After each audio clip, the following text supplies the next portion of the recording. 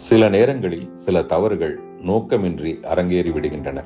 கலாட்டா விருது விழாவில் ராபிட் ஃபயர் போல கேட்கப்பட்ட 20 கேள்விகளுக்கும் சற்றும் யோசிக்காமல் டான் டான் என பதில் சொல்லிக் கொண்டிருக்கையில் த்ரிஷா அவர்களின் போட்டோ திரையில் வந்ததும் என்ன சொல்வது என யோசிக்கையில் குந்தவை குந்தவை என குரல் எழுப்பினர். உடனே வார்த்தை ஜாலமாக மட்டுமே குந்தவையை வீட்டிலேயே குந்த வைக்கவும் பிரச்சனை வராமல் இருக்க என கூற அரங்கமே கைதட்டியது. பெரும்பாலும் விஜய் ரசிகர்கள். இறங்கி வந்ததும் நண்பர் ரங்கராஜ் பாண்டே அவர்கள் குந்தவையை தவிர்த்திருக்கலாம் என்றார்.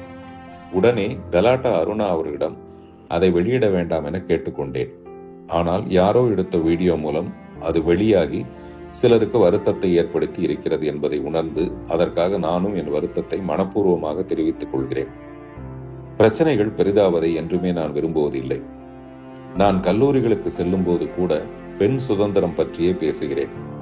ஆண் பெண் பாகுபாடு ஏதுமின்றி அனைவரும் தேவையற்ற கட்டுப்பாடுகளை விவாகரத்து செய்துவிட்டு சுதந்திரத்தை கைப்பிடித்து சந்தோஷமாக வாழ வேண்டும் என்று நினைப்பவன் நான்.